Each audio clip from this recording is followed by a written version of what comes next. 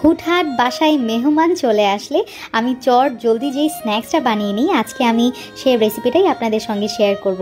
এটা বাচ্চাদের টিফিনেও কিন্তু দিতে পারেন, আর আমি এটা বানিয়ে ফ্রোজেন করে রাখি। এই ভিডিওতে আপনাদের সঙ্গে ফ্রোজেন করারও সমস্ত টিপস এবং ট্রিক্স শেয়ার করব ইনশাল্লাহ। সো একটা ভিডিওতেই আপনারা সব পেয়ে যাচ্ছেন। আর এই স্ন্যাক্সটা খাইতে যে কী পরিমাণ মজা! আপনাদের বাসায় ছোট গেট টুগেদারও কিন্তু এই স্ন্যাক্স স্টার্টার হিসাবেও রাখতে পারেন। যাই হোক, আর কথা বাড়াবো না, সরাসরি আমার মূল রেসিপিতে চলে যাচ্ছি। ফার্স্টে একটা চিকেনের লেগ পিস আমি পাতিলে সিদ্ধ করতে বসিয়ে দিয়েছি, হাফ চা চামচ আদা বাটা, সামান্য লবণ এবং গোলমরিচ দিয়ে। আপনারা চাইলে কিন্তু এখানে চিকেনের ব্রেস্টের পিসও ইউজ করতে পারেন। মাংস সিদ্ধ হয়ে গেলে ছুরি দিয়ে ছোট ছোট পিসেস করে কেটে নিয়েছি কাঁচামরিচ, ক্যাপসিকাম, গাজর এবং তার সাথে আরও নিয়েছি পেঁয়াজ কুচি। পেঁয়াজ কুচি কিন্তু একটু বেশি করে নেওয়ার চেষ্টা করবেন। এখন একটা প্যানে দিয়ে দিচ্ছি 2 টেবিল চামচ পরিমাণ সয়াবিন তেল। তাতে দিয়ে দিচ্ছি তেজপাতা, এলাচ, দারচিনি এবং লং। মশলাগুলো থেকে সুন্দর একটা স্মেল বের হইলে পেঁয়াজ কুচি দিয়ে দিব। 1 মিনিটের মতো ভেজে নিচ্ছি। তারপরে অ্যাড করে দিচ্ছি কাঁচামরিচ আর তার সাথে গাজর। 1 চা চামচ পরিমাণ আদা এবং রসুন বাটা দিয়ে দিলাম। গোলমরিচের গুঁড়া দিয়ে দিলাম 1 চা চামচ। আর এখানে দিয়ে দিচ্ছি সয়া সস 1 টেবিল চামচ। সব কিছু এখন খুব ভালোভাবে আবারও ভেজে নিচ্ছি 2 মিনিটের মতো। লবণ দিয়ে দিলাম স্বাদ মতো, বুঝে দিবেন কারণ আমি কিন্তু এখানে সয়া সস ইউজ করেছি। লবণ দেওয়ার পরপরই অ্যাড করে দিলাম চিকেন এবং ক্যাপসিকাম। সো তার সাথে আরও দিয়ে দিলাম 1 টেবিল চামচ পরিমাণ টমেটো সস। 1 মিনিটের মতো ভেজে নিয়ে দিয়ে দিব গরম মশলা 1 চা চামচ এবং হাফ কাপ পরিমাণ তরল দুধের মধ্যে 2 চা চামচ কর্নফ্লাওয়ার মিক্স করে আমি এই মিক্সচারের মধ্যে দিয়ে দিলাম। 5 মিনিটের মতো ভেজে নিয়ে নামিয়ে নিব। আমার চিকেনের পুর কিন্তু একদম রেডি।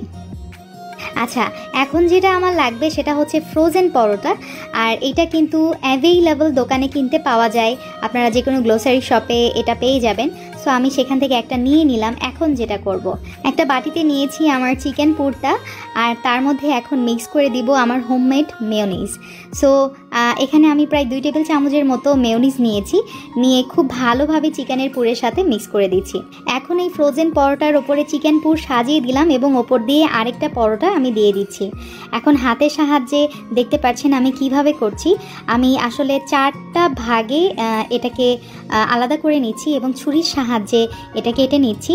আমি কিভাবে করছি আপনারা দেখলেই বুঝতে পারবেন, এটা আসলে অনেক ইজি। এখন একটা কাঁটা চামচের সাহায্যে একটু চেপে চেপে মুখটা বন্ধ করে দিচ্ছি, যাতে আমার একটা ডিজাইনও হইলো, দেখতেও সুন্দর লাগলো। আর আমার এই পেটিস বলেন বা স্ন্যাক্সের কিন্তু মুখটাও সিল হয়ে গেল। ব্যাস, আমার কিন্তু পরোটা পেটিস একদম রেডি।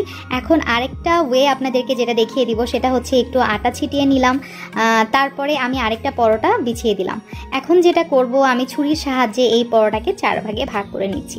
এখন 2 অংশে আমি চিকেনের পুরটা দিয়ে দিব। এখন যেই অংশটুকু যেই অংশগুলো খালি আছে সেটা ফোল্ড করে আমি আরেক পাশে উঠিয়ে দিলাম।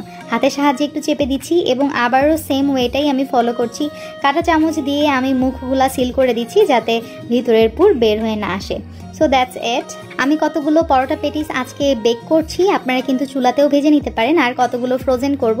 ফ্রোজেন করার জন্য যেটা করতে হবে, 2 ঘন্টার জন্য ডিপ ফ্রিজে রাখতে হবে।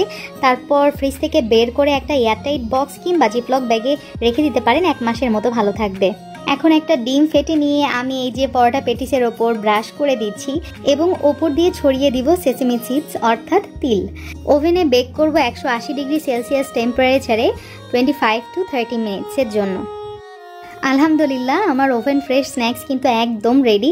এটা খেতে অসম্ভব মজা হয়েছে, আর এটা এতটাই ক্রিস্পি হয়েছে, আপনাদের সঙ্গে এই সাউন্ডটা শেয়ার করছি।